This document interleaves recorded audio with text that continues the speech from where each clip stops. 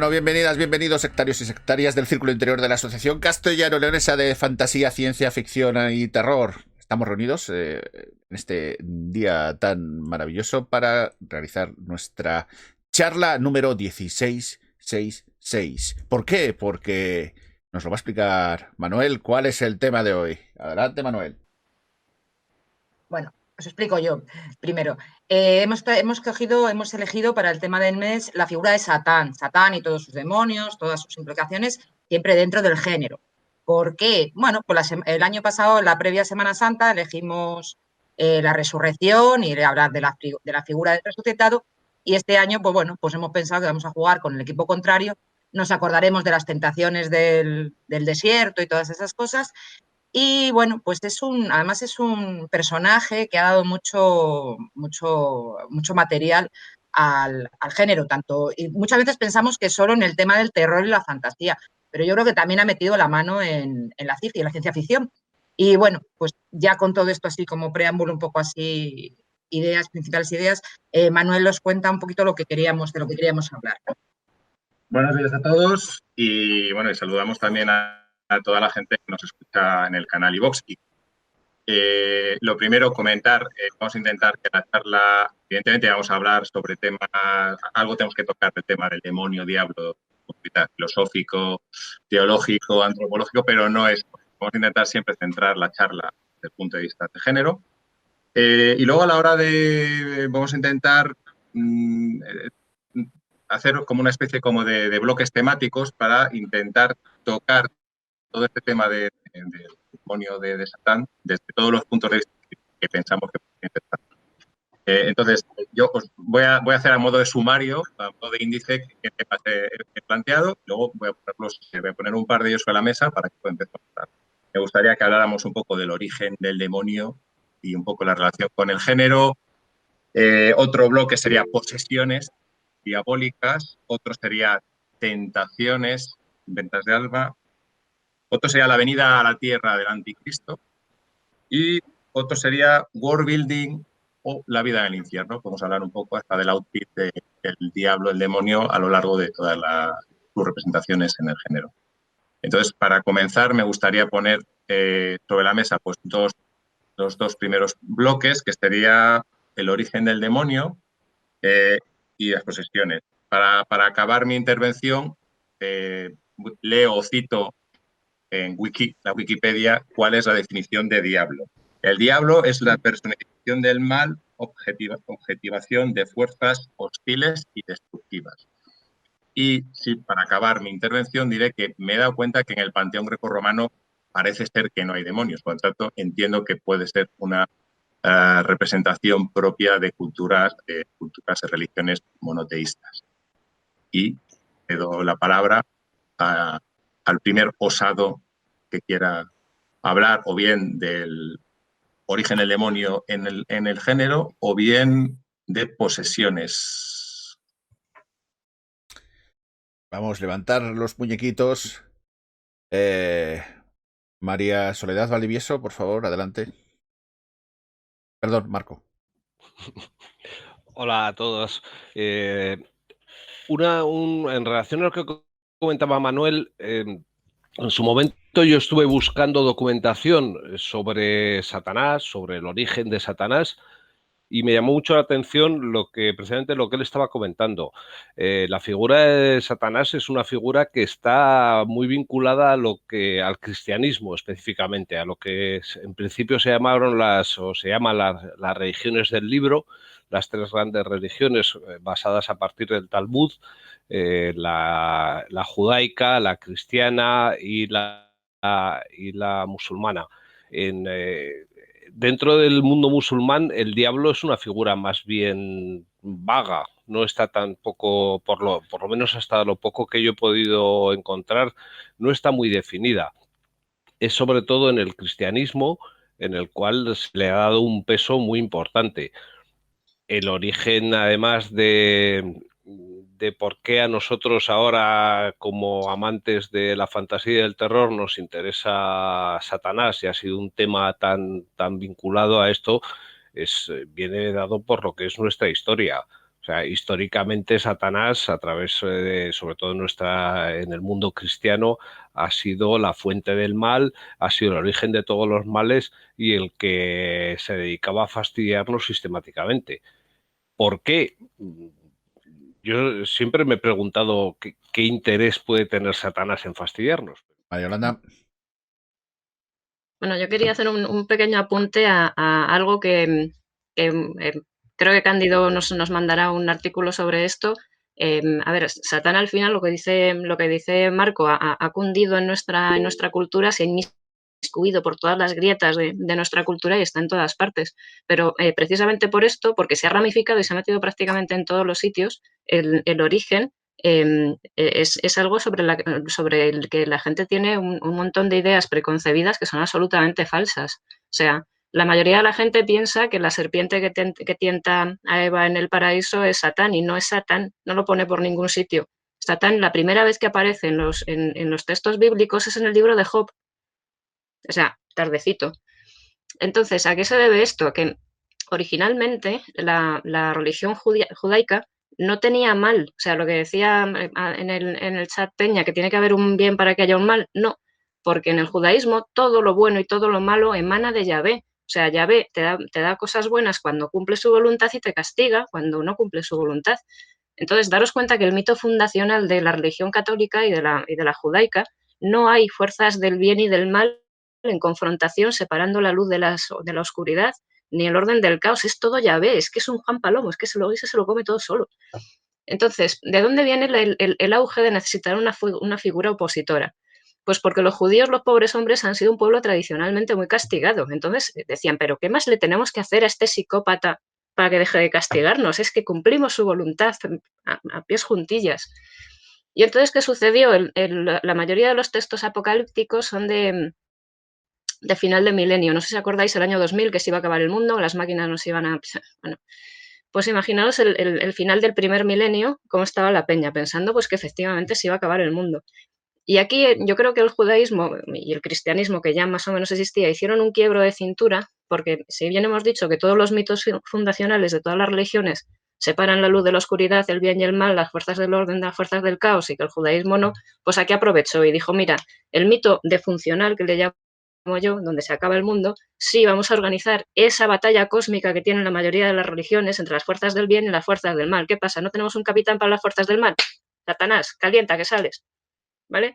Y ahí ya fue donde Satanás se incorporó a todo el ideario canónico cristiano y saltó también a muchos idearios canónicos no cristianos. O sea, prácticamente hay un mal, hay un demonio, hay un Satanás en prácticamente todo, en la cultura, en el arte, en la música, en lo que queráis. Con lo cual yo creo que se ha colocado casi parejo a su equivalente. Lo que pasa es que no nos tenemos que olvidar que no son equivalentes. O sea, Satanás es una criatura de Dios. Por lo que te digo, ¿quién ha creado todo lo que hay sobre la tierra y sobre no la tierra, en el cielo, en el infierno? O sea, es que todo el mal y todo el bien provenía del mismo sitio. Y eso crea unos conflictos mitológicos que había que resolver de alguna manera. Por eso digo, Satanás es necesario. O sea, no solo es el pobrecito, es que es necesario. O sea, es que sin él casi nos quedamos sin eso, sin las bases de nuestra cultura tradicional. De nuestra cultura y de nuestra literatura. Pues anda que no nos ha dado buenos ratos Satán y todas sus manifestaciones. ¿Le tocaba a Peña? ¿Quién? Sí. A ver, en principio siempre se ha dicho, históricamente Satán era un ángel caído, o sea, el demonio en realidad era un ángel caído, le habían echado del paraíso, según lo que yo he podido leer. Y bueno, Azazel era un ángel caído. Hay varios ángeles caídos, expulsados por Dios del paraíso, y ahí es donde se va fraguando un poco el tema del infierno. Luego yo no estoy muy segura de si eso es así, pero bueno, quiero también lanzar una pregunta que es la típica, pero que me da igual. Dios es un hombre y Satán es un hombre. Y luego las quemas de brujas, etcétera, o sea, la endemoniada siempre ha sido la mujer.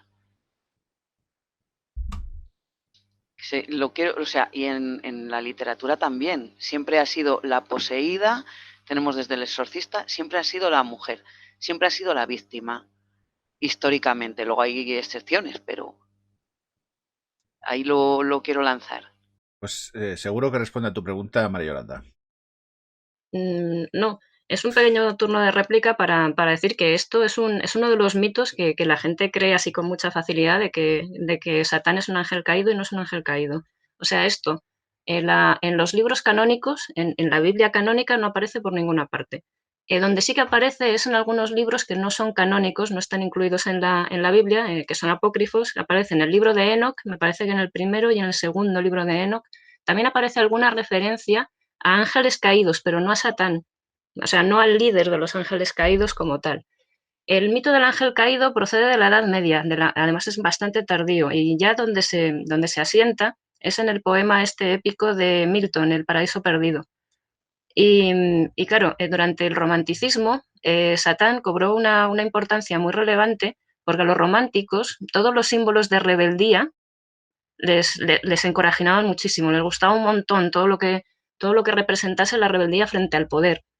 Pensar que el romanticismo también fue un movimiento que se opuso a la ilustración, a la luz, a que todo quedase iluminado y tal. El romanticismo dijo, no, yo me quedo con mis jodidas sombras que me gustan. Entonces Satán les fue una figura que les inspiró mucho, sobre todo a los alemanes, al romanticismo alemán. Y de ahí viene el mito del ángel caído y posteriormente todo el satanismo francés, incluso su propia religión, existe una iglesia satánica. Pero vamos, ese es un rollo completamente distinto y lo que decía Lozano, yo creo que mejor si nos reconducimos a ficción, al diablo de la ficción, a este que nos pone cuando le vemos aparecer o que nos pone de mal cuerpo, como a Patricia, por ejemplo. Yolanda.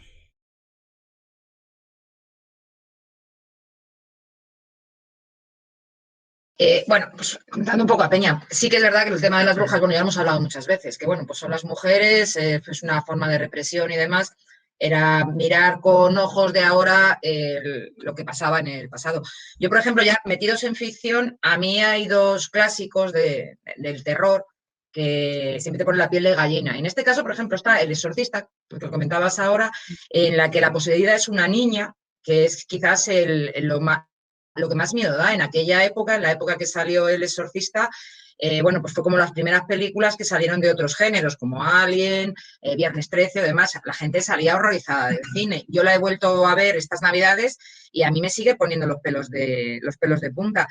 Y claro, porque es eso, ves cómo está maltratando el diablo, ese ser malvado maltrata a una niña. Bueno, hombre, a lo mejor si maltrata a un señor de pelo en pecho y ya curtido y con sus sombras y eso a lo mejor tampoco te parece tan, entre comillas, tan mal. Pero bueno, en este caso es la niña. Entonces, claro, eso es lo que es parte con lo que se juega para provocar ese sentimiento de terror en el espectador. Y luego, por otro lado, está la profecía. A mí la profecía casi me da más pánico que el exorcista, pero yo me acuerdo, leí la profecía, la profecía la leí primero y luego vi la película. Y la verdad que ese niño, esa criatura angelical, el ver lo que ese niño te puede hacer, o sea, lo que provoca la gente, los ataques, y ver como, claro, que realmente además estás viendo que el padre está luchando porque realmente es su hijo, y es la desesperación del padre y yo además lo leí cuando todavía no tenía niños, ni sentimientos estos del maternal, ni eso. Entonces, claro, es el niño el que dices, tu madre mía, y cómo este hombre puede, tienes que matarlo, es que es malo por narices, pero no, claro, no puede porque eso no deja de ser su hijo. Entonces, ese uso del niño por el demonio es, la verdad, da bastante juego. Bueno, yo diría por completar un poco el comentario de Yolanda. Sí es cierto que si te pones a repasar las figuras demoníacas o la representación antropomórfica del diablo, la gran mayoría de las veces es una figura masculina. Por poner un par de excepciones, pues sería, creo que en Los Buenos Presagios, en The Good Omens, creo que Dios es ella. Es ella. Y un ejemplo de diablo con forma de mujer, pues sería como esa película Al diablo con el diablo, en que sale Elizabeth Hurley, proponiéndole pues una serie de pruebas creo que era Brendan Fraser, puede ser, al protagonista, pues de tentaciones, ¿no? Que sería un poco un bloque que vamos a tratar más adelante. Pero sí es cierto que un poco, pues al final, por toda la tradición de donde venimos, tradicionalmente pues se ha tendido a representar de forma masculina. Sí, Yolanda, ¿no? Lo leíste cuando no eras madre, porque si lo hubieses leído cuando eres madre ya hubieses comprendido al demonio. A estos niños es para matarlos. No, yo invocaría a Herodes directamente, ¿eh? Ya ni demonio ni nada, Herodes directamente. ¿Alguna idea más acerca del demonio y su gestación? El inicio de... Alex, tu turno. Y luego José Luis. Sí, un poco en esto que hemos comentado de la evolución, de la percepción que tenemos del demonio, que al principio parece que no existía, luego un poco dicotómico entre Dios, el demonio, una guerra, y luego ya el romanticismo que se vuelve a poner al diablo como casi un valor positivo. A mí me interesa este aspecto en la literatura. Y hay una obra que me gusta mucho, que es heredera del romanticismo, que es La rebelión de los ángeles, de Anatole France, donde vuelve a haber esta dicotomía, pero la da un poco la vuelta. En realidad, Dios y el demonio son la misma cosa y se pueden intercambiar los papeles. Creo que esto es una evolución hacia un demonio postconvencional que ha influido mucho ahora también en demonios actuales. Por ejemplo, la serie Lucifer de Neil Gaiman o la serie de televisión, que es un demonio ya casi postmoderno. Y me parece un aspecto muy interesante que refleja también la evolución de nuestra sociedad. Buenos presagios, ¿no? Sí. José Luis. Yo creo que entenderéis claramente que la figura del demonio, la figura de Dios y los escritos de la Biblia y demás historias es todo ficción, es todo mentira, es todo una forma que tenemos los seres humanos de expresar y manipular nuestras relaciones con otros seres humanos. El demonio es el antagonista de Dios, así como el bien es el antagonista del mal. Son dos figuras extremas que utilizamos miles y miles y millones de veces para crear historias, provocar situaciones y para gestionar guerras y peleas en las comunidades de los hombres. El hombre, que es Dios, intrínsecamente es bueno y es malo. El hombre, el ser humano, vamos a ser políticamente correcto, el ser humano es Dios y es el demonio, es bueno y es malo, hace todo este tipo de cosas. Y el demonio surge cuando surgen las necesidades de controlar una serie de reacciones populares o una serie de reacciones sociales que hay por ahí. No hagas esto, que te vamos a castigar con la figura que me invento ahora mismo del demonio. Dios es bueno, el demonio es malo.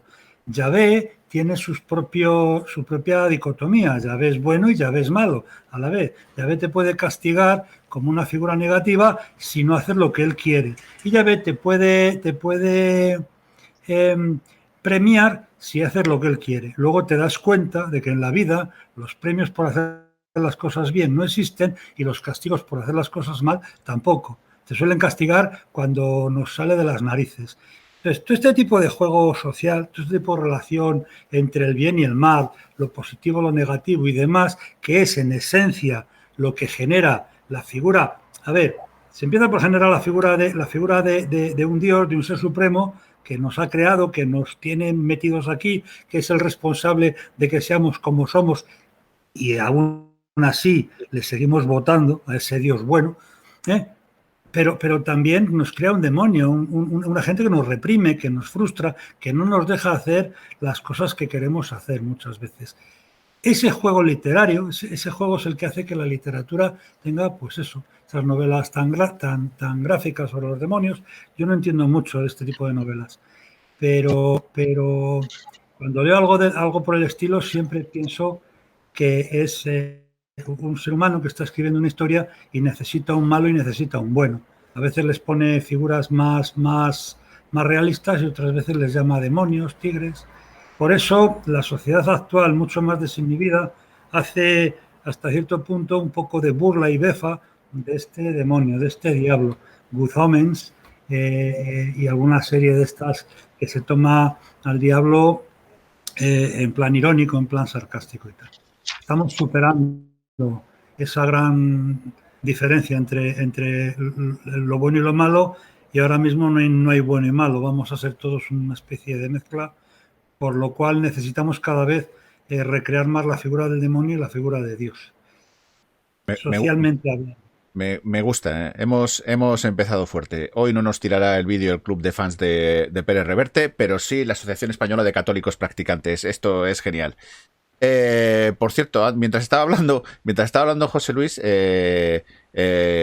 perdona Manuel Yolanda por salirme del guión, en terror está claro que el diablo o el demonio tiene mucha influencia, en la fantasía también, obviamente, no solo eso, sino que tienen el demonio en sí es una especie de bichos distintos, pero en la ciencia ficción, ¿demonios?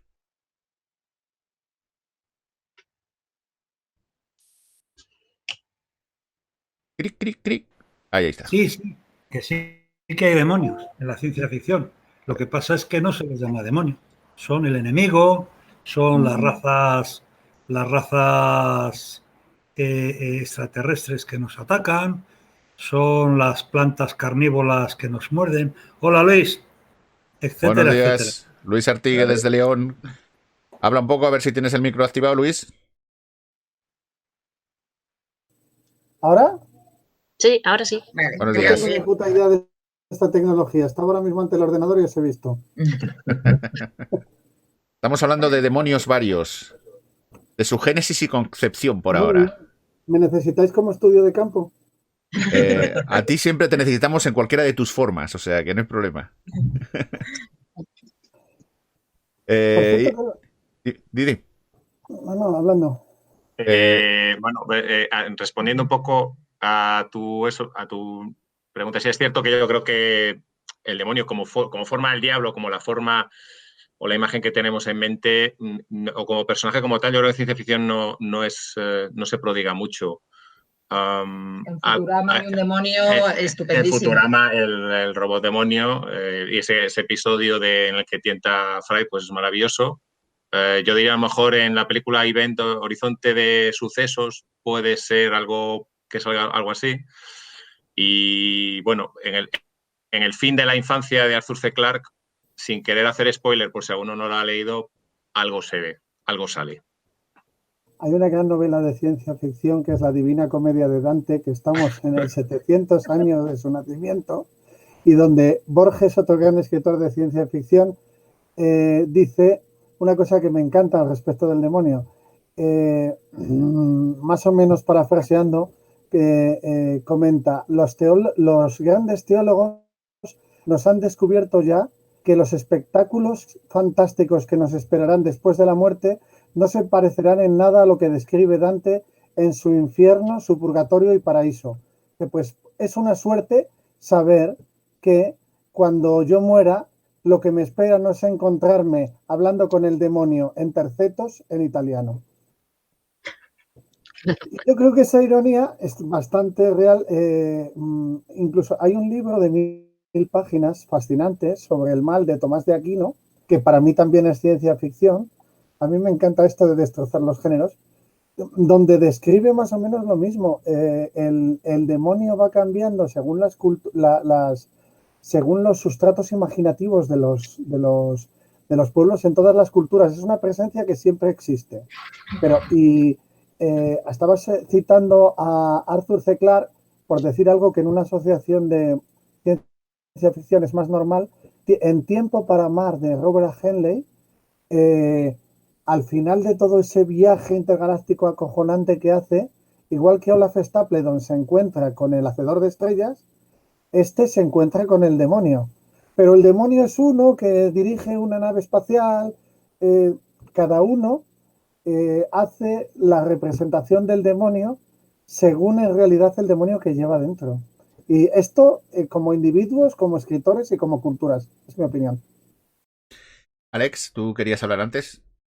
Sí que pienso que hay algún ejemplo concreto de demonios físicos, de impersonaciones del demonio en la ciencia ficción.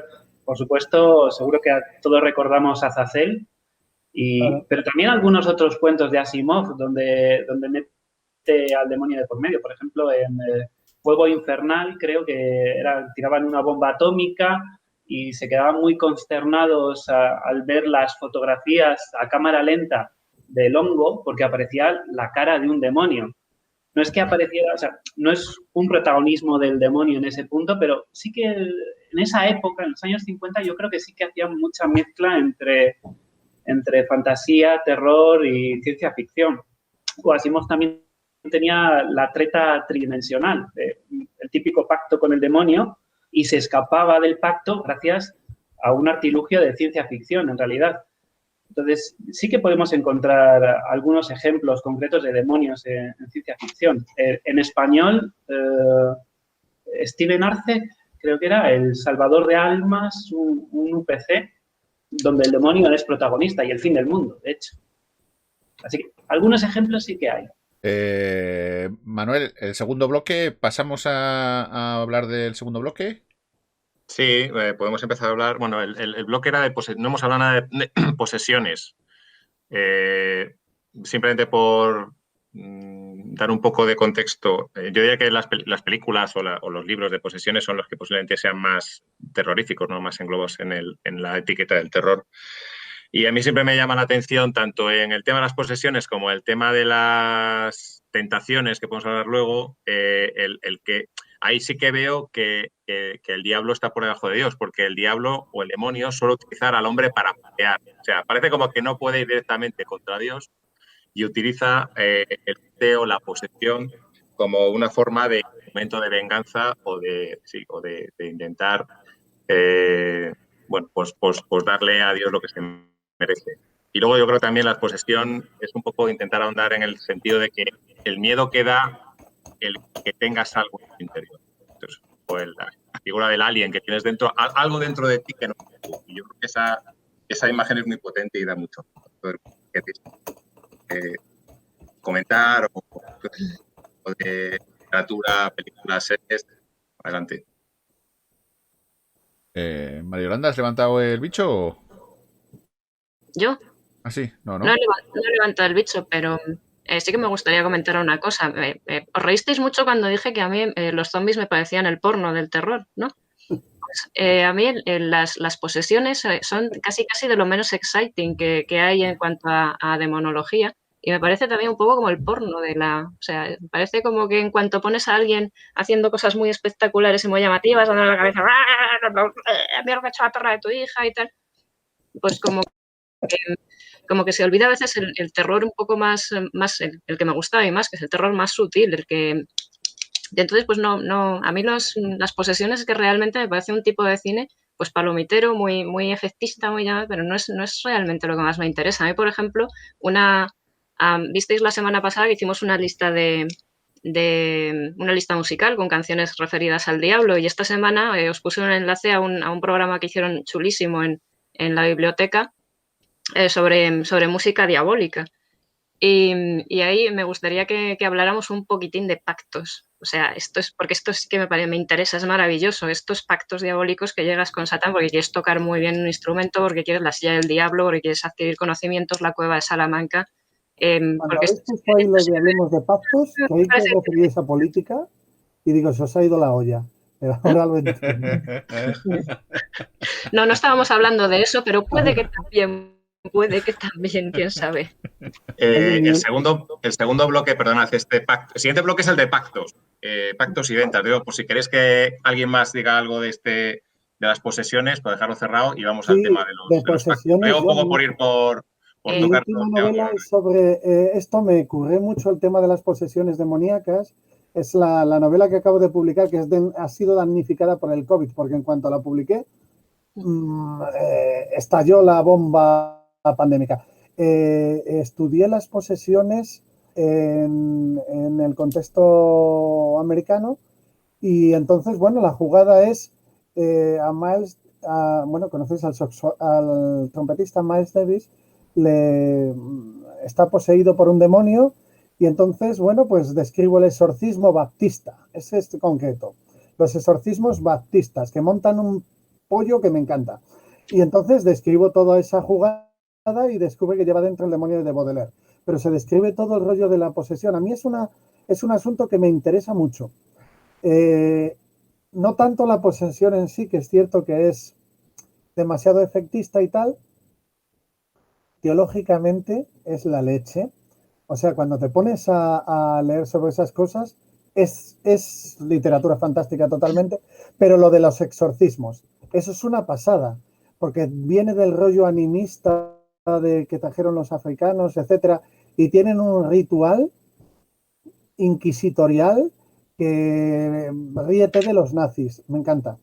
Y eso es lo que es más interesante, porque lo de creer en ello... Ahora ha pedido el turno Peña y luego José Luis, ¿vale? Peña. Nada, lo mío es una tontería, pero es que acabo de leer la primera parte de Las brujas Mayfair de Anne Rice y entonces ahí tenemos la típica posesión, pero no es la típica posesión, es una posesión un poco extraña, que es generacional, va viendo una bruja, luego otra, luego otra, luego otra, y es al final del libro, bueno, es que no quiero decir el final del libro, pero al final el tema de las brujas viene de una posesión intergeneracional, endémica, y como solo me he leído la primera parte, pero bueno, está muy relacionado el tema brujas con el tema posesión. O sea, no es una posesión que haya que exorcizar, sino es una posesión que tienen que explotar, ¿vale? Y se ve, Anne Rice lo pone hasta donde me llego leyendo como algo, como una posesión positiva. Yo entiendo que positiva porque yo me he puesto del lado de las brujas. Entonces, para mí es positiva. José Luis. Sí, incidir un poquito más en lo que yo pienso que es una posesión.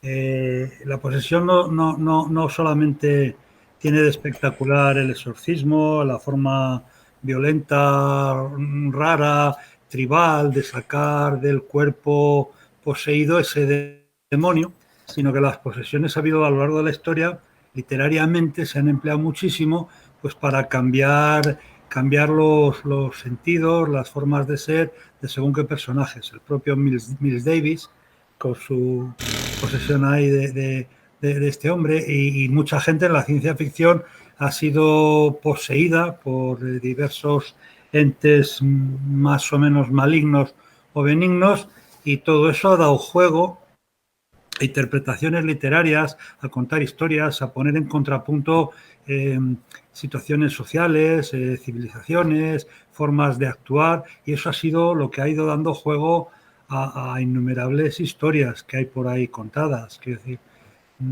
todos estos mecanismos de demonios, de brujas, de posesiones, ahora veremos de pactos, todo esto son juegos que se hacen. Cuando se hacen literariamente hablando, normalmente el objetivo es divertir, entretener y transmitir algunos pensamientos profundos de los autores, ¿no? Cuando se hacen a nivel social, están hechos casi siempre y puramente para joder.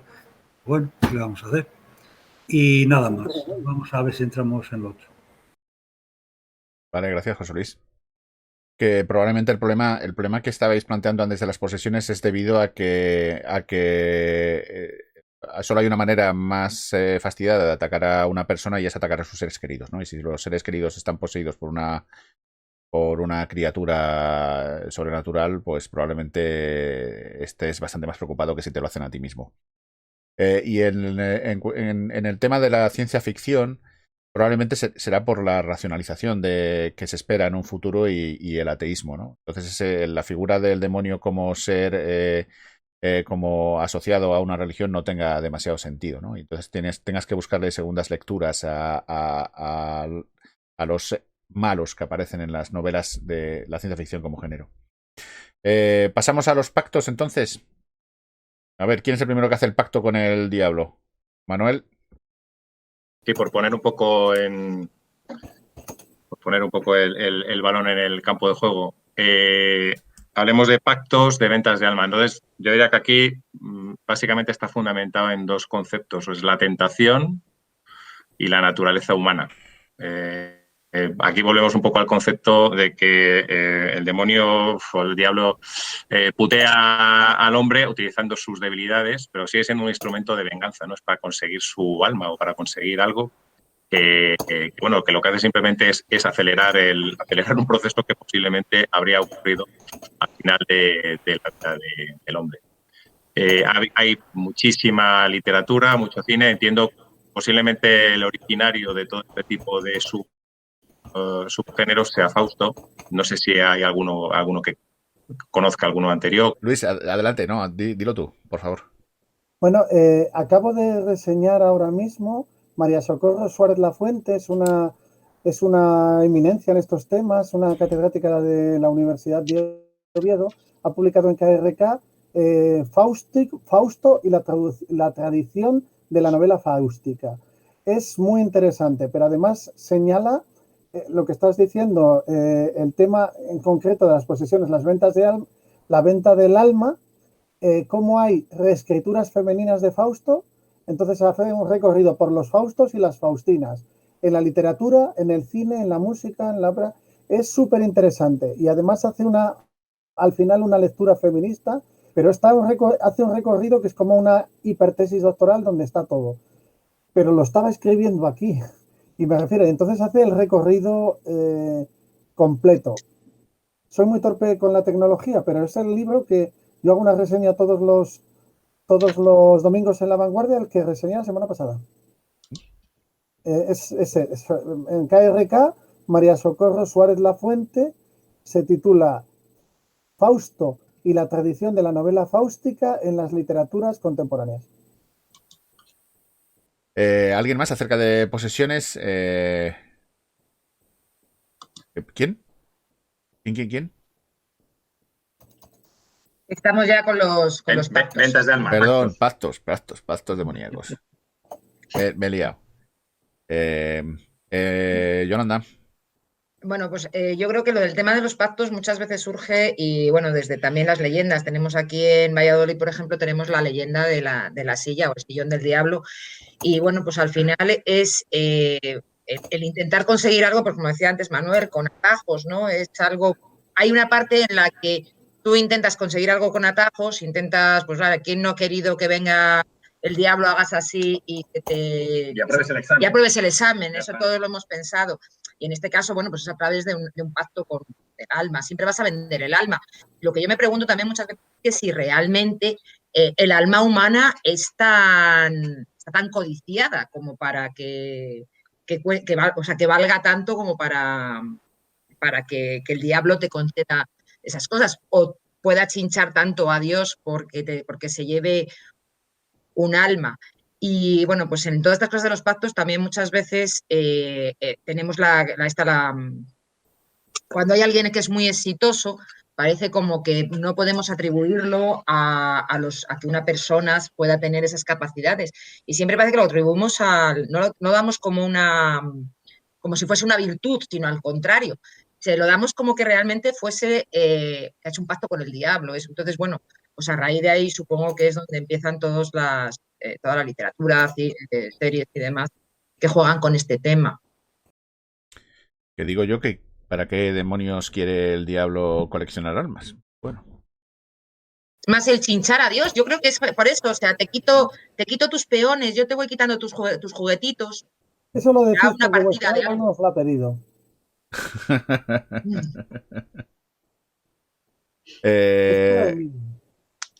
¿Alguien quiere aportar algo más acerca de los pactos con Peña? La pregunta es ¿por qué pactamos con el diablo? ¿Por qué no pactamos con Dios? Es que somos la caña. Vamos a pactar con el malo porque con el bueno a lo mejor no es tan bueno. Entonces, en las leyendas populares siempre se pacta con el diablo, no se pacta con Dios. ¿Qué pasa? Que Dios no nos va a traer el agua a la ciudad de Segovia, va a ser el diablo el que nos construya el acueducto, porque Dios no le vamos a amonestar con menudencias, o es que se va a ofender si intentamos negociar con él. O sea, con el diablo se puede negociar y con Dios no hay nada que negociar. ¿Quién es el malo realmente? Hombre, con Dios pactan millones de personas a diario. Luis, sí, pero no es rápido. O sea, pactar con Dios no es rápido. No te trae el agua de hoy para mañana. Mira, Luis. Sí, la explicación teológica de eso, ahora por decir algo en serio, es la siguiente. Hay diferentes planos desde la teología de la Edad Media. Entonces, el diablo te hace un trato contigo aquí, si renuncias a la trascendencia. Dios hace un pacto contigo después, en el siguiente plano. Entonces esa es la elección que tiene que hacer Fausto. ¿Vendo mi alma, vendo mi futuro y mi trascendencia por el éxito aquí o pacto con Dios y entonces tengo que purgarme aquí para tener una vida trascendente, mejor? En el siguiente plano, bueno, pues los materialistas decimos, no, aquí, yo prefiero con el diablo. Ese es Fausto. La figura de Fausto es el que dice, paso de la trascendencia al después y el más allá y vendo todo eso, es lo que dice la Biblia, vendo la primogenitura por el plato de lentejas, vendo todo eso por tener éxito aquí. Y entonces, bueno, pues Thomas Mann, que inicia eso antes, bueno, Christopher Marlowe es el primero, Thomas Mann, Klaus Mann es el que lo hace más acojonantemente, pero a partir de ahí todo, esto es lo que cuenta un poco Socorro Suárez. Bueno, esto es de la tradición protestante, sobre todo, ¿no? Que como lo que cuenta son las obras, que es el rollo de aquí, bueno, pues por eso se pacta con el diablo. Pacto con el diablo para tener el éxito y la verdadera sabiduría aquí y que se joda el más allá. Pero bueno, también se pacta con Dios para efectos inmediatos. O sea, gente que se pone a rezar para que llueva, o gente que reza para que apruebe un examen. Están haciendo pactos con Dios a cambio de mis oraciones. Quiero aprobar el examen de cálculo. Que luego lo apruebas y dices, ¿ha sido Dios? Pues es probable. O no. Sin ¿Quién sabe? contraprestación, es una oración, es distinto. Yolanda, ¿te toca, María Yolanda? A ver, yo quería contar un poco lo mismo que ha dicho Luis. Luis lo ha explicado muy bien sobre su fundamento teológico, pero yo quería decir que con Dios efectivamente se pacta. Lo que pasa es que los pactos van de otra manera. Yo esto lo vi explicado en un hilo en Twitter y me hizo muchísima gracia, no sé quién sería, pero la cosa va más o menos así. Quiero una bici. Entonces yo llamo a Satán y le digo, oye, quiero una bici. Y me dice, pues tu alma. Y le digo, bueno, pues como quiero mucho la bici, pues toma mi alma la bici. Entonces con Dios esto funciona de otra manera. Cuando digo, si quiero una bici, te vamos a rezar, la bici no aparece. Y aquí quiero una bici, que no, la bici no viene la bici sola a tu casa y tal. Hasta que ya dices, voy a robar una bici y después voy, me confieso y pido perdón. Y ya está, ya tienes tu bici. Entonces, es que es el camino. Dicen que los caminos de Dios son inescrutables, ¿no? Pues es que son inescrutables. O sea, tú puedes llegar al mismo sitio, con Dios o con el demonio. Lo que pasa es que con Dios se juega de otra manera porque Dios impone sus normas. Pero una vez que sabes qué normas son, pues sales al patio y juegas. Y si quieres la bici, pues la puedes tener igual, ¿sabes? Y ya está. Seguimos con pactos. ¿Algo más que añadir?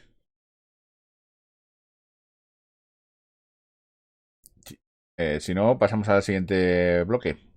Nada, una cosita simplemente sobre los pactos, que bueno, que normalmente ahora estábamos hablando de pactos que hemos estado pidiendo, pues eso, cosas materiales, ¿no? El éxito y demás, pero también es muy recurrente el tema del pacto de la eterna juventud, o sea, el ¿por qué queremos ser eternamente jóvenes, ¿no? Haces muchos pactos con el diablo cuando eso, ¿para qué? Si realmente, bueno, pues supongo que será por tema de que, bueno, pues eso, de que quieres, ¿cómo se dice? Por presumir o por eso, pero claro, ahí ya no pides cosas, ya pides algo para tu cuerpo y estás jugando un poco a que si eres eternamente joven, ¿cuándo se va a llevar el diablo a tu alma? Un poco jugar ahí es otra idea. Voy a anticipar un poco a mis recomendaciones. Hay un cuento dentro de la antología del Círculo de Jericó de César Mallorquí. Hay un cuento que se llama El escritor, la muerte y el diablo, en el cual pues lo que hace un escritor que quiere tener éxito es no solo pide al diablo, hace un pacto para que le dé talento, sino que hace un pacto para no morir nunca. Bueno, yo os recomiendo mucho el cuento porque es el típico, además este tipo de cuentos de películas es un poco la moraleja de ten cuidado lo que quieres porque igual lo vas a tener. Entonces, bueno, pues es un ejemplo, además, bueno, César Mallorquí pues escribe estupendamente y es muy, muy, muy recomendable. Y no sé si queréis alguna aportación más al tema de pactos con el diablo, tentaciones, o pasamos al siguiente bloque. La mujer púrpura, has puesto ahí La mujer púrpura de Janet Winterson. A mí me fascina Janet Winterson. Es una novela también sobre este tema de el femenino elixir de la eterna juventud. Bueno, pues si queréis pasamos al siguiente subgénero, ¿no? Este igual es un poco más estrecho, digo, por si queréis comentar. A mí sí que hay, sobre todo a nivel más cinematográfico, una serie de subgénero que es la venida a la tierra del anticristo, ¿no? Parece como que volvemos un poco a la inferioridad, el demonio que no puede venir cuando le dé la gana, no, que tiene que dar una serie de circunstancias, como que, bueno, pues su hijo, que es el que por fin conseguirá dominar y estar por encima de Dios, pero se tiene que dar una serie de circunstancias. Pueden ser divertidas, como vemos en The Good Omens, puede ser pues, otro tipo de circunstancias, por ejemplo, puede ser en la semilla del diablo, también aparece bastante bien reflejado. Esta es esta. Si queréis comentar algo de este tipo de subgénero, venidas, anticristos, yo creo que es una de las cosas que le dio mucho miedo a Yolanda de joven, los Doberman de la profecía, ¿no? Era como bastante inquietante. A mí Urana con los Doberman me daba mucho miedo ahí el demonio por ahí danzando. Peña y luego Marco. Para mí la venida del demonio más divertida que he podido ver en la tele, en el cine, ha sido El Día de la Bestia. Sí, eso es brutal. El Día de la Bestia. O sea, ¿cómo puedes sintetizar la venida del demonio y meter tanto humor en una cosa tan dramática? Humor de Alex de la Iglesia, claro. O sea, y luego toda la música, todo el world building de la película, cómo está ambientado en la época que tiene que estar ambientado para que funcione la estética, la música, esas torres Kio en obras, etcétera. Para mí, o sea, ya pueden venir películas extranjeras, americanas, chinas y japonesas. Donde esté El Día de la Bestia, que venga el diablo mañana si hace falta. Marco. A mí con los temas de los anticristos y demás y los apocalipsis me pasa un poco lo mismo que con las posesiones y con otro tipo de historias en torno a la figura de Satán. Y es que nunca he entendido muy bien qué interés puede tener Satán en provocar el apocalipsis, porque en pocas palabras se le jode el chollo. O sea, lo poco divertido que puede tener la vida de un diablo es pues andar tentando a la gente, a los humanos y demás. Pero si llega el apocalipsis, pues unos al cielo, otros al infierno y ya te dedicas a pinchar sistemáticamente a los tíos, a las almas que tienes ahí, pero ya no hay mucho más que hacer. Y ya decir, me voy a tirar toda la eternidad abrasando almas o abrasando cuerpos. Pues no sé, yo si fuera Satanás o si fuera diablo aspiraría a algo más.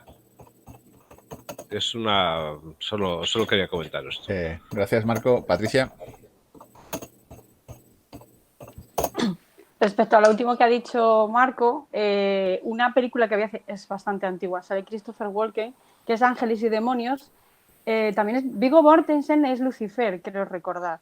Y pasaba lo que decía Marco, o sea, los ángeles eran los que querían el apocalipsis, pero Lucifer ayuda a los humanos porque él no quiere que se acaben las cosas como están, porque se queda sin su infierno. Entonces ayuda a los humanos. Y a mí eso me provocó no sé, no un cortocircuito, pero fue como, ostras, pues es verdad. Y creo que fue la primera vez que vi algo así, ¿no? Que Lucifer ayudaba a los humanos porque no quería que cambiase nada. Él quería que siguiera habiendo cielo, la tierra y el infierno. Y solo les apunté. Basado en una novela de Dan Brown, me parece, ¿no? Sí. Beatriz, ¿has pedido turno? No. Ayer o anteayer, precisamente hablaba de Alex de la Iglesia con unos franceses, porque yo no tenía claro qué éxito tiene Alex de la Iglesia fuera de Francia, y parece ser que sí que es bastante conocido fuera de nuestras fronteras. De hecho, El Día de la Bestia es una película de culto incluso en Francia, donde tienen un cine bastante más potente que el nuestro. ¿Alguna otra observación acerca del tema en el que estamos? La venida del anticristo. Bueno, pues... Luis, adelante. Yo estaba poniendo ahí, yo creo que no va así, ¿no? O sea, que precisamente el demonio en todas las tradiciones es como un puto crío que tengo a la niña aquí al lado, y por eso normalmente los sábados no puedo. Tú le regalas un juego, ella en su espíritu innato está destrozar el juguete, darlo contra la pared, tirarlo y nunca piensa en, bueno, si lo hago luego no voy a poder jugar con él. Y eso es un poco el demonio, quiere destrozar el asunto, destrozar el mundo, que llegue el apocalipsis y no importa eso de entonces se te acaba el chollo. Precisamente está en su esencia como el escorpión, que si te pico nos hundimos todos, ya, bueno, pero está en mi esencia. Entonces la esencia demoníaca en todas las tradiciones es esto, es la expresión de joder la marrana, es lo que va a hacer. No va así, no va el tema de ¿qué interés puede tener? Bueno, pues es una figura precisamente que en esa contradicción oscura y maligna está su esencia, su atractivo, lo que tiene de personaje epítome es eso precisamente. No lo podemos entender desde el lado de la razón y del bien. Es dionisíacamente oscuro, claro, pero por eso funciona así. Es mi opinión.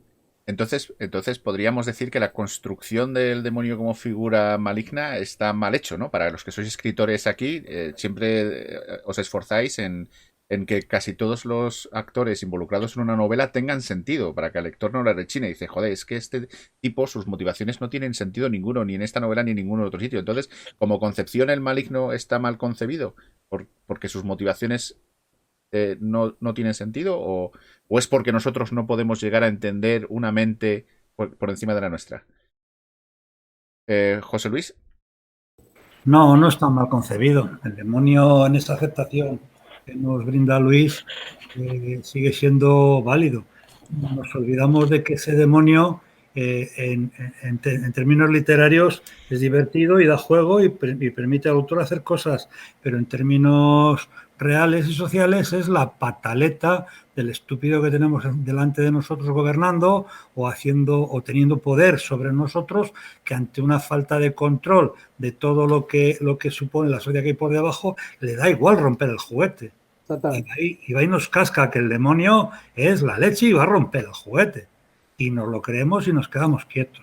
El demonio es una figura, igual que, bueno, la religión en general, son figuras que se han utilizado siempre para reconducir a los rebaños.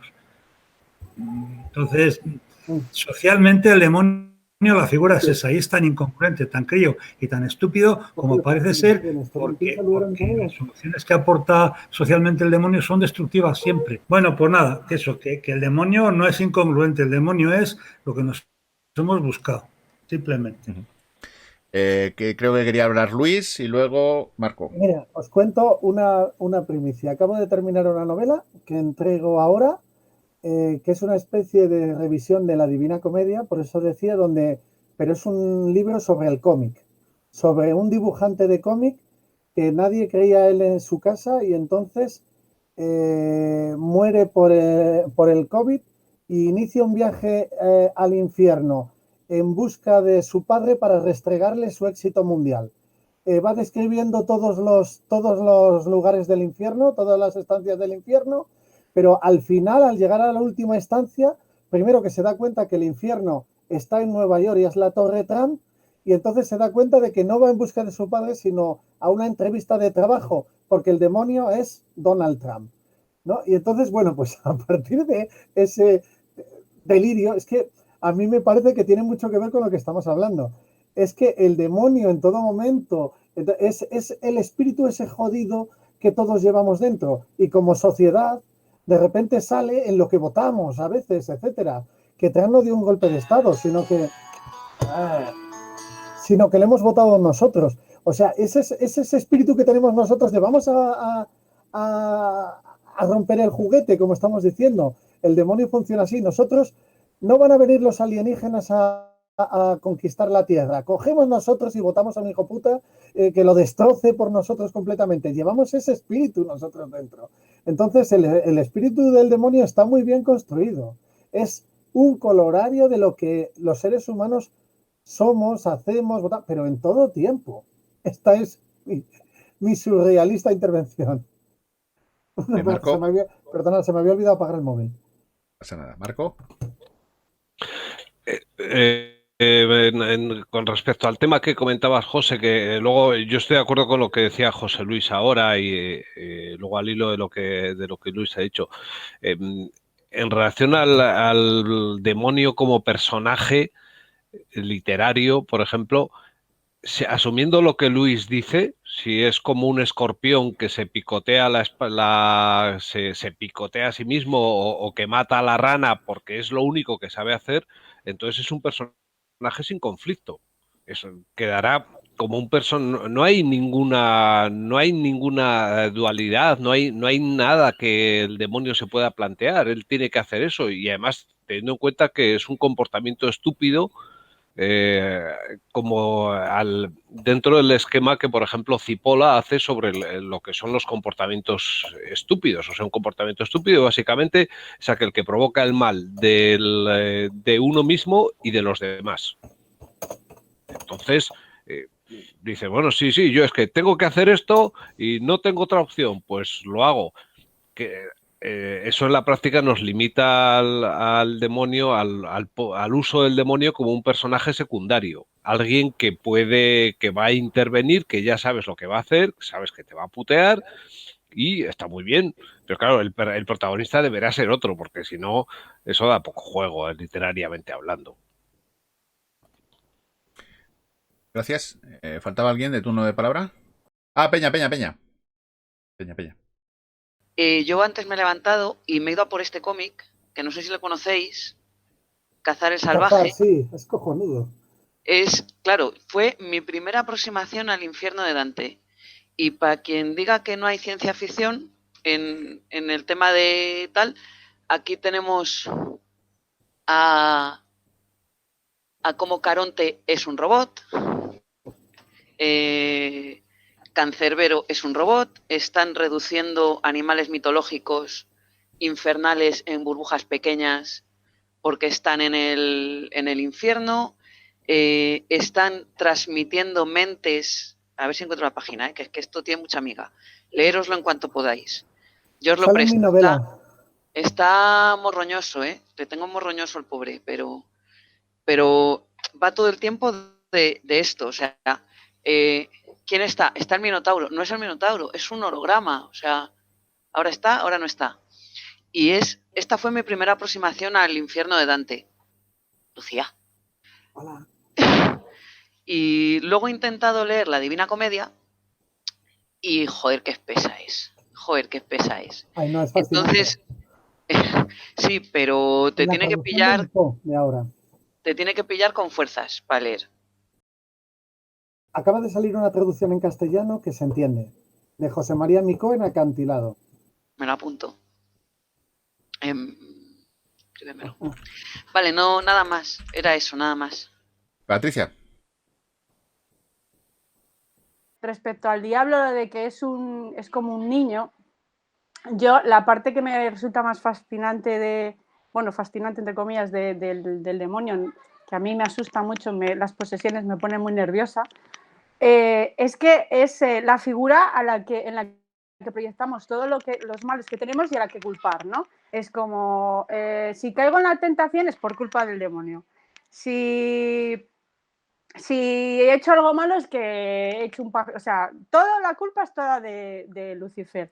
En la serie, bueno, yo no he leído los libros, pero la serie Lucifer, que no es de género, Lucifer se queja mucho de eso, ¿no? De que le culpan a él de todos los males, cuando él lo único que hace es castigar a la gente, ¿vale? Es su función, castigar. Entonces tú te has portado mal porque te ha dado la gana y yo te castigo. Yo no tengo la culpa de que tú peques, de que tú asesines, robes o lo que sea, sino que yo solo estoy aquí para meterte en el infierno y torturarte el resto de la eternidad, por tu culpa, no por la mía.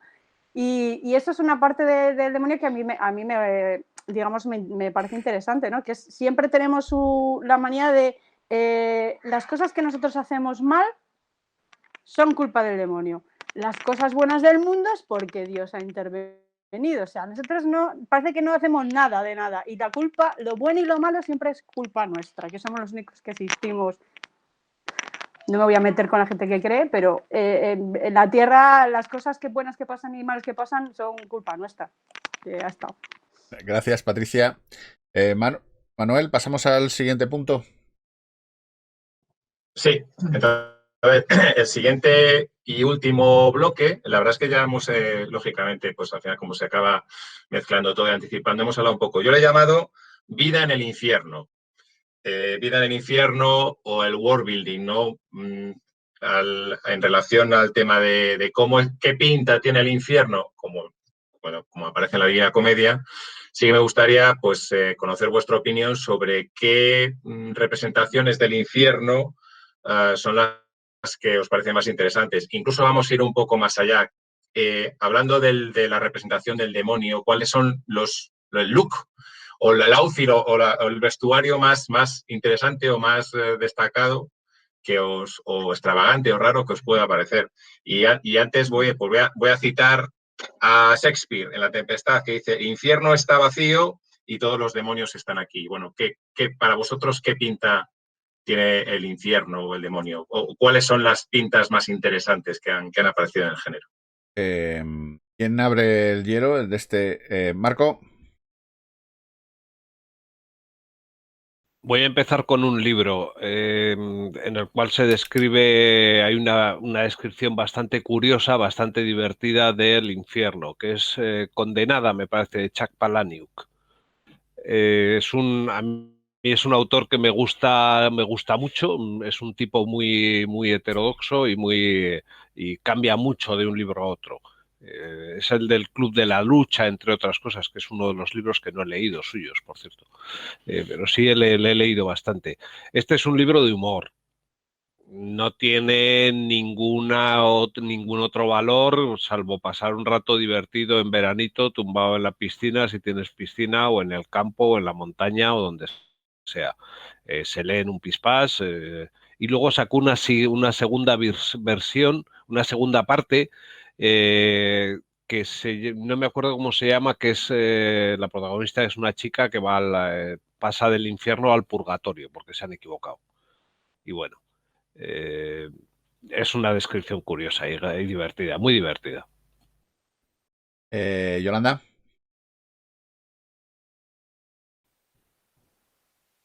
A mí lo que me gustan mucho las nuevas, o sea, aparte, bueno, del demonio, del calentito, del azufre y todas esas cosas, me gustan mucho para las últimas series que hemos visto que hablan del demonio, de cómo te ponen cómo te describen el infierno, por ejemplo, en Good Place, a mí me hace muchísima gracia, porque el infierno que describe es algo totalmente distinto.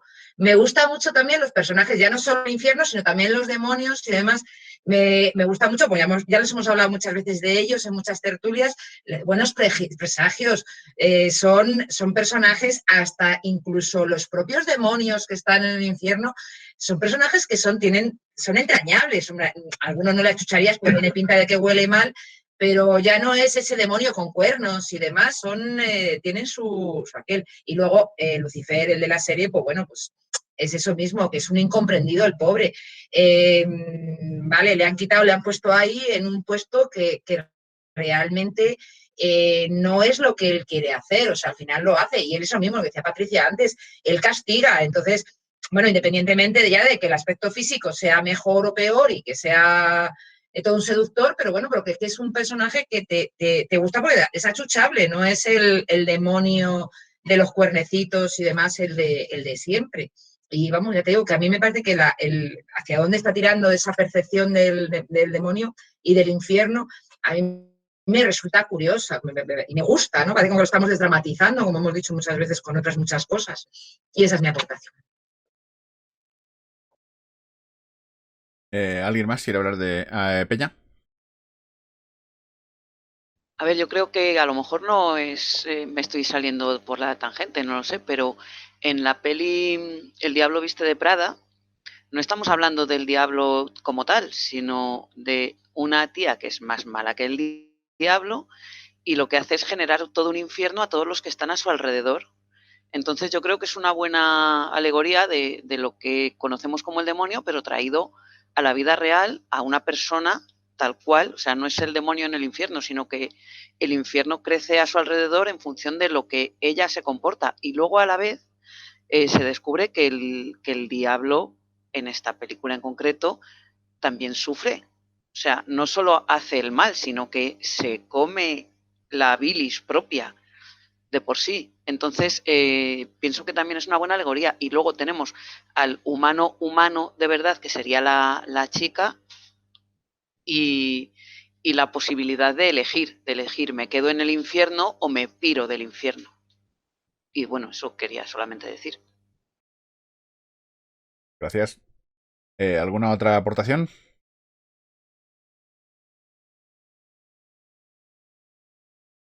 No sé cuánto llevamos ya. 1 hora, 11 minutos. Ah, perdón, Manuel. Sí, igual si hay más aportaciones antes de pasar al tema de resúmenes. Me parece interesante, bueno, y casi lógico, ¿no? Que todas las representaciones del infierno, del demonio, del diablo que nos vienen a la cabeza están como muy antropomorfizadas, ¿no? Entonces, a mí me gustaría saber si alguien conoce algún ejemplo de obra en el que hay un infierno para extraterrestres. Tiempo. Y si no hay ninguno, podemos pasar a las recomendaciones. Peña. Venga, va, no es para extraterrestres, es para robots. ¿También vale?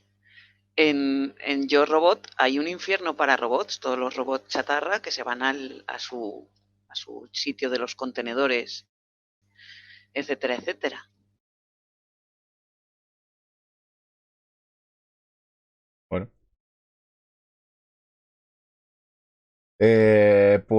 Como nos quedan 15 minutos de charla o algo más, si nos extendemos, vamos a pasar a la última parte de la charla, que como siempre es recomendaciones de la asociación de manera individual acerca del tema que hemos hablado hoy, que es el demonio, el infierno y en todas sus manifestaciones. Entonces, yo voy por orden según lo tengo yo. La primera es Patricia. ¿Qué recomendaciones nos ofreces hoy para terminar? Pues a ver, bueno, una ya la habéis mencionado, que es The Good Place, que es una de mis series favoritas del mundo mundial. Y porque recrea el lado bueno sería el cielo, el lado malo es el infierno y hay un lado intermedio, ¿no? Entonces los demonios y todo eso son muy particulares, son muy imperfectos todos y algunos más gamberros que otros. Entonces, a mí me encanta la representación de los demonios y el diablo cuando tiene cierto grado de parodia o de comedia, porque da como mucho más juego, ¿no? Usas los clichés de otra manera y te desprendes de ellos también. Y luego, por otro lado, otra serie más seria, que es Sobrenatural, que ahí tenéis demonios para elegir, pactos, posesiones, el infierno, el apocalipsis de muchas maneras. Durante 15 temporadas hay para elegir todo lo que queráis, ¿no? Así que serían mis 2 recomendaciones. Gracias, Patricia. Luis, recomendaciones de literatura, cine, lo que quieras acerca del tema de hoy. No sé, bueno, os he ido poniendo ahí en los textos para que sea menos caótico, pero en cuanto a lo que decíais del infierno, hay representaciones muy interesantes. Gustavo Doré y Sandra Botticelli hacía unas ilustraciones de la comedia de Dante que son fascinantes, parecen un cómic ya entonces, parecen un anticipo, y es el que dibuja perfectamente pues la pirámide invertida del infierno con todas sus terrazas del purgatorio. O sea, es muy interesante ver esas ilustraciones, y también las de Gustavo Doré, que no son, como decía el compañero, no lo hace exactamente antropomorfo. Esos ya son grandes dibujantes del Cinquecento, bueno, alucinantes. Y luego hay una película italiana no muy conocida de los años 70 que se llama La Selva y que es una vuelta de tuerca a este tema de las posesiones demoníacas en Dante que pues un poco que estamos ahora glosando. Esto es lo que se me ocurre así a buena pluma. Gracias. Lo de los cuadros mola mogollón porque habitualmente no es algo que recomendemos, pero mola mucho. Sí, Peña. como alguien comentó lo de representaciones, me parece que era Manuel, representaciones del demonio. Cuando no había cine, pues claro, se le ocurraba muchísimo, y pensar, si buscáis en internet se puede, Gustavo Doré, Dante, o Sandro Botticelli, Dante, eso sí que te hace entenderlo, son acojonantes. Vale, muchas gracias. Peña. Vale, yo recomendaciones quiero sobre todo recomendar como película El Día de la Bestia, sin ninguna duda. Es una aproximación yo creo que muy humorística y muy bien ambientada, muy bien recreada, de la venida del maligno. Me gustaría también recomendar este cómic descatalogadísimo del año 81, que se llama Cazar el Salvaje, nunca he sabido, de Bruce Jones, ¿vale?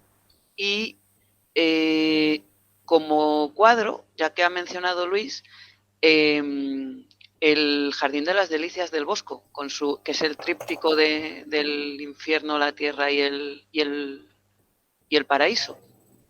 Y yo creo que ahí queda muy bien representado.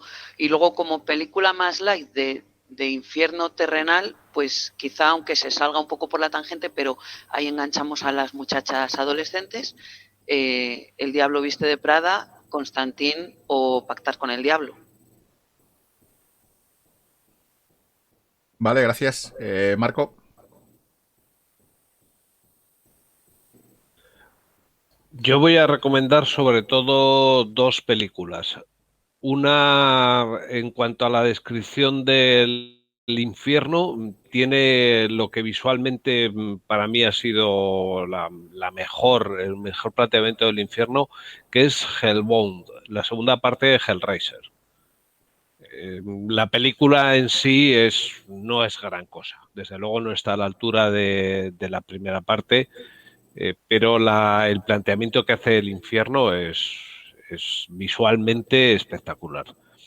Y sobrevenidas de algún diablo, porque bueno, no hemos hablado de todas las legiones infernales, pero si hablamos de algún diablo que llega a la Tierra, una de mis preferidas desde siempre es Fallen, una película de George Hoblit, me parece que es Hoblit, con Denzel Washington.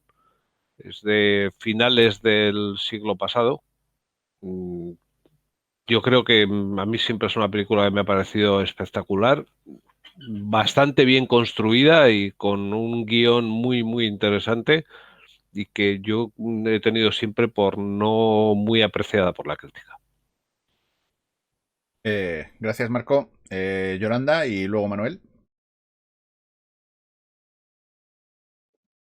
Vale, yo me voy a mis clásicos de cine, pues La Profecía, El Exorcista, que ya hemos hablado, y La Semilla del Diablo, ¿no? A mí son películas que me dieron bastante miedo y me impactaron.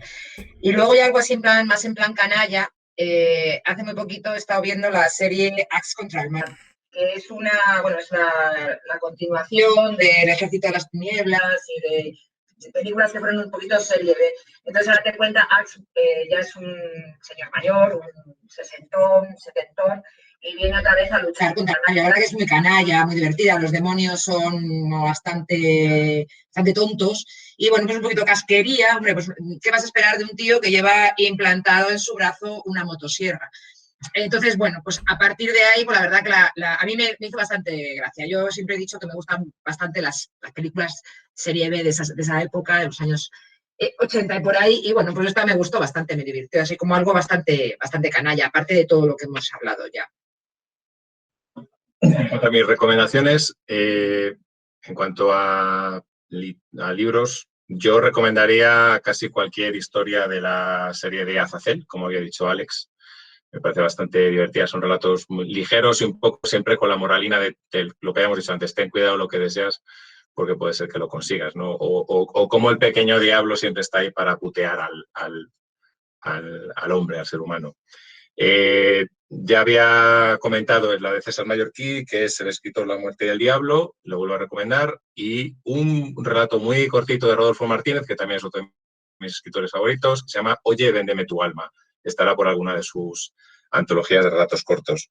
Y en cuanto a películas, yo diría un poco porque es la idea que yo cierro los ojos y la imagen que puedo tener del demonio, del diablo, es Al Pacino o Robert De Niro, que pues salen en las películas El abogado del diablo y El corazón del ángel. como muy elegantes. Sobre todo el parlamento final de Al Pacino en El abogado del diablo es muy, muy recomendable. Y dos últimas recomendaciones absolutamente off-topic y súper locas, musicales. Una sería Cruce de Caminos, Crossroads. Trata de la historia del viaje de dos bluesman. Uno es muy mayor y tiene que volver al cruce de caminos donde el mayor ha hecho un pacto con el diablo para que le enseñe a tocar la armónica. Es el mismo cruce de caminos donde Robert Johnson vende su alma al diablo. Entonces, digamos que este hombre que ya ve cerca la muerte, pues lo que necesita es volver a ese cruce de caminos para renegociar las condiciones. Y por último, yo recomiendo como una reinterpretación bastante loca, es un mix entre El fantasma de la ópera y Fausto, la película El fantasma del paraíso de Brian De Palma. Es un musical, look totalmente setentero. Yo lo he redescubierto hace poco y la verdad es que lo recomiendo muchísimo. Y esas serían mis recomendaciones. Gracias, Manuel. María Yolanda.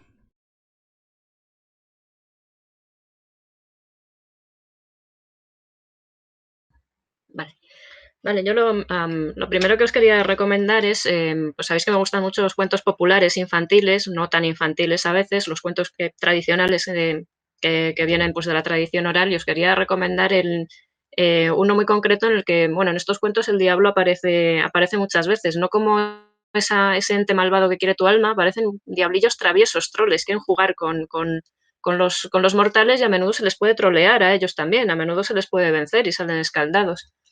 Entonces me gustaría recomendaros un cuento de Hans Christian Andersen, La reina de las nieves, en el que se basa muy levemente Frozen, la famosa Frozen, en la que todo empieza porque el diablo construye un espejo gigante y lo baja a la tierra para que las personas nos miramos en ese espejo, y este espejo es mágico y consigue que la belleza se vea fea, consigue achicar la virtud, consigue que todos nos sintamos mal porque nos sintamos despreciables al vernos en ese espejo.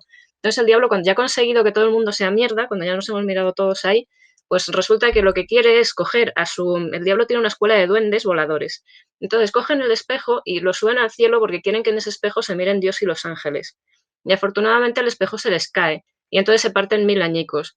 Y esos añicos a veces a la gente se nos meten en los ojos y en el corazón, y es el motivo por el que vemos solo la fealdad y la falta de virtud de las personas. Y así que nada, me pareció una historia muy bonita. Este es el inicio de La reina de las nieves, que una niña tiene que ir a buscar a su amiguito porque su amiguito ha dejado de quererla porque se le han metido en los ojos esquirlas del espejo del demonio. Entonces nada, os digo que os limpiéis de vez en cuando los ojos, no sea que os esté pasando algo así, no sé. Y claro, como cuento clásico en español, quería recomendaros una película del 2018, que ha pasado muy desapercibida por el cine, pues está producida por el ya mencionado Alex de la Iglesia, es Rementari, El herrero y el diablo. Esa película a mí me parece un cuento clásico delicioso, es divertidísima, lo que pasa es que, claro, los efectos especiales hay que hacer un poquito la vista gorda. Y en cuanto a literatura, sabéis que siempre intento tirar un poquito para la tierra. Entonces, pues mira, os traigo una novela de alguien que no sé si os suena, porque a lo mejor está en esta tertulia. Y te juro que no es porque estés, que la tenía ya aquí en el montón. Y también una novela del burgalés Óscar Esquivias, porque hemos hablado del infierno de Dante, pero no sé si sabéis que este infierno es visitable, o sea, y la puerta para entrar está en la Catedral de Burgos, ¿vale? Entonces, esta novela es maravillosa, es genial. Es muy divertida, pero también es muy trágica, porque este grupo de personas variopintas que están preparando su excursión al infierno de Dante, lo hacen en los días previos al levantamiento de Burgos, al levantamiento militar que dio origen a la guerra civil. Entonces hay mucho humor, hay mucha acción, hay mucha fantasía y también hay mucha tragedia. Es un libro maravilloso, tiene muchísimas cosas. A mí este libro me encanta. Después sobre que si había demonios en la ciencia ficción, os recuerdo que tenemos esto aquí, es nuestra antología Calpa 3, donde hay muchos demonios de muchas de las cosas que hemos mencionado, y hay un relato en el que el demonio no sé si habéis oído, normalmente los programadores cuando un código no funciona dicen que está corrupto. Y el relato de nuestro compañero Félix tiene un código corrupto que va corrompiendo y bueno, es un poco el demonio. Y ya por fin, aunque no sean de ficción, os recomiendo los libros de no ficción sobre el demonio, son una maravilla. O sea, esto, el Maelus Maleficar, es que esto está muy bien, o sea, esto os lo tenéis que leer, porque no son de ficción, pero es que esto es terror en estado puro. Y esto, bueno, pues es una versión del Apocalipsis, que son los textos originales, pero están ilustrados cada uno por un autor de cómic diferente. Y la verdad es que está bastante bonito en cuanto a vistosidad. Y bueno, Marco, este es el libro que te he recomendado antes, que es muy poco, no profundiza demasiado en nada, pero te da una visión global muy acertada, y después tú ya, si quieres, pues puedes ir buscando cositas de por aquí y de por allá. Y ya está, estas son mis recomendaciones. Gracias, Yolanda. Alex. Bueno, pues habéis recomendado ya muchas obras que me hubiera gustado recomendar a mí, así que me voy a ceñir a las dos primeras que he mencionado. La rebelión de Los Ángeles, de Anatole France, porque lo leí en la adolescencia y fue uno de esos libros que te hacen cambiar un poco el paradigma que tenía sobre la religión. Y Lucifer, de Gaiman. La primera historia que vemos de Lucifer es en The Sandman, que es una de mis obras favoritas en cómic. Creo que soy de esos que piensan que es una maravilla. Y creo que es en el número 2, Estación de Nieblas, aparece Lucifer, este Lucifer que luego ha influenciado notablemente a la serie de televisión. Así que lo recomiendo muchísimo. Gracias, Alex. Beatriz, perdón.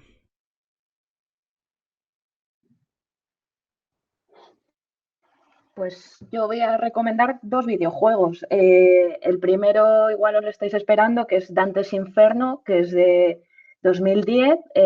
Trajo cierta polémica, es para Play 3. Y trajo cierta polémica porque decían que, bueno, que no era del todo fiel a la Divina Comedia, pero, jolines, es un videojuego, ¿qué queréis? O sea, a mí me parece que está muy, muy entretenido y que es un homenaje bonito a la Divina Comedia. Y el segundo, como habéis mencionado por ahí a Clive Barker, es Jericós de Clive Barker's Jericó.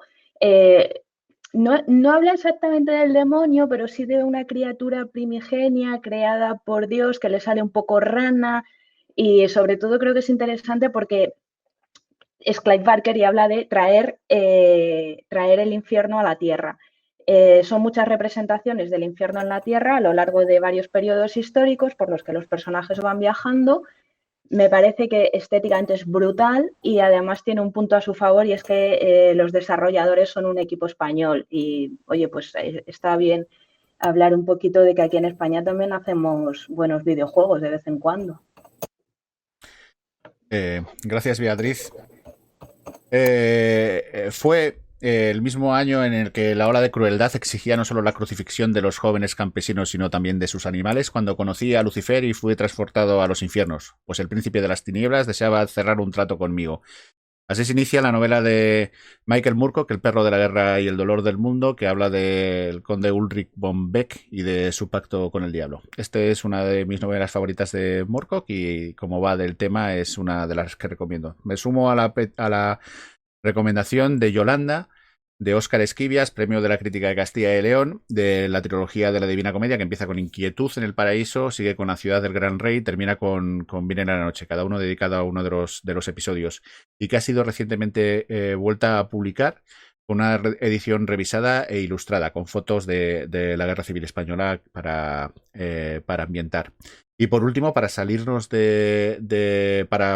como hacen Luis y Beatriz y Kate cuando que hacen recomendaciones fuera de lo normal, un juego de rol, que es In Nomine Satanis Magna Veritas, que es un juego francés del 89 que trajo Joc en la primera edición hace bastante tiempo, y que hace 2 años ha salido la quinta versión en castellano por No Control Z Games, y que en la cual los personajes son agentes demonio y ángeles que luchan en la tierra, cada uno para conseguir sus malvados planes.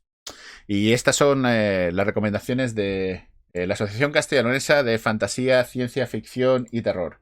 Y si me permitís, para cerrar la charla, vuelvo a citar al mismo autor que he recomendado, y en la parte final me parece que dice algo así como haced la obra del diablo, y pienso que veréis el paraíso antes de que pueda verlo vuestro amo.